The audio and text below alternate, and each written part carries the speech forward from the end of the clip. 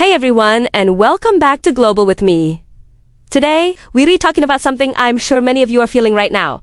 The squeeze on your wallet. It feels like every time you turn around, the cost of just living is going up. And you're not wrong. Despite what some headlines might say about inflation getting better, the reality for a lot of American households is a different story. You go to the grocery store, and the bill is shockingly high. You look at your rent or mortgage payment, and it's taking a bigger and bigger bite out of your paycheck. Healthcare costs, don't even get me started. It's this constant pressure, and it's making people really frustrated. It's not just you. This is a widespread feeling across the country. What's really interesting, and frankly a bit concerning, is that even the prices for things we thought would get cheaper, like durable goods-think appliances or electronics, are starting to creep up again. Many economists expected these prices to fall. So this reversal is a bit of a red flag. It adds another layer of financial stress to our daily lives. And while all these prices are going up, what about our incomes? For many, wage growth just isn't keeping up. You might get a small raise, but it gets eaten up by inflation before you even see it.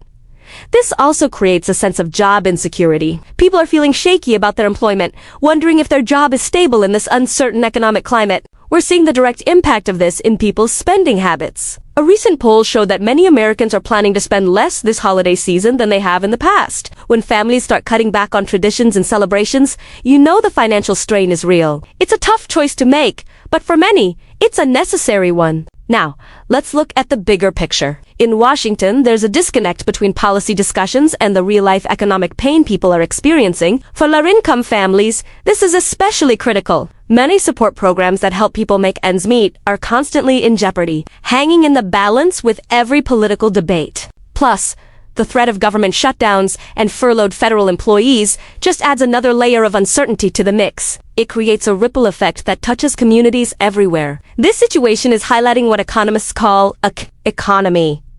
It's a stark picture where the economy is splitting into two paths. On one path, you have higher-income individuals who are still able to spend, travel, and invest. Their financial situation is relatively stable or even improving. But on the other path, you have a huge number of people who are being forced to cut back drastically, struggling to cover basic necessities. This growing divide is becoming more and more obvious. The general mood in the country is shifting. A few months ago, there might have been a sense of cautious optimism, a hope that things would get better. Now, that's being replaced by mounting concern. People are worried about what the future holds, and rightfully so. And it's not just us regular folks who are concerned. Economists are also sounding the alarm. They're warning that tougher times could be ahead. Growth forecasts for the U.S. economy have been revised downward. When you combine that with ongoing issues like tariffs, persistent inflation, and disruptions in the global supply chain, the risk of economic stagnation or worse becomes very real. So,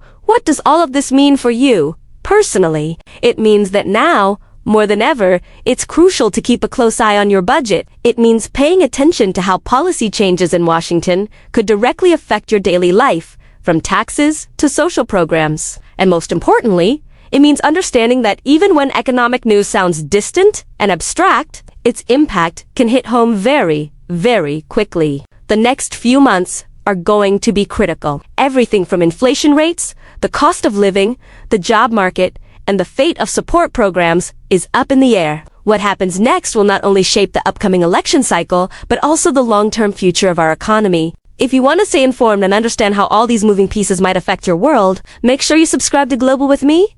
I'll be here to break down what to watch for, how to prepare, and what it all means for you. Thanks for watching, and I'll see you in the next video.